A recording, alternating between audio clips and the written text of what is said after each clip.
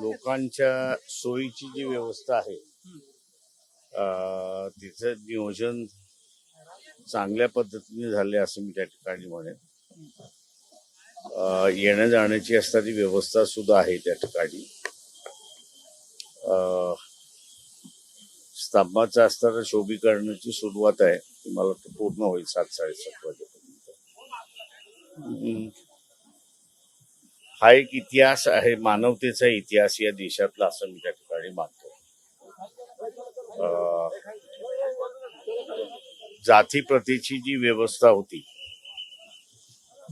त्या जातीप्रथेच्या व्यवस्थेच्या विरोधातला हा एक लढा होता आणि तो लढा जिंकला गेला आणि एक नवीन भारताचा असणारा पर्व या ठिकाणी सुरुवात झाली. ही वस्तुस्थिती आहे की ह्या लढ्यात जिंकल्यामुळे असणारं ब्रिटिशांचं राज्य हे पूर्णपणे भारतावरती इस्टॅब्लिश झालं आणि पण एक नवी विचारसरणी ज्याला आपण म्हणतो ती सुरुवात झाली आणि दिली असं मी त्या ठिकाणी मानतो. महापालिकेच्या निवडणुका सुरू आहेत आणि अनेक ठिकाणी युती आघाडी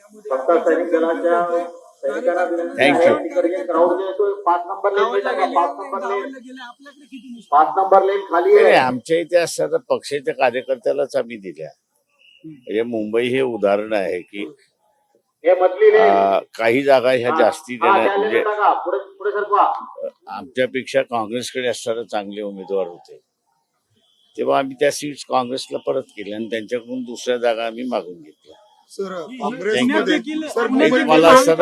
तुम्हाला असणारं राजकारण ज्यावेळेस करत असतात त्यावेळेस कार्यकर्त्यांसाठी करता हे बरोबर आहे, पण त्याच्याच बरोबर असं नीतिमत्तेचं राजकारण करता हेही तुम्हाला बघावं लागतं.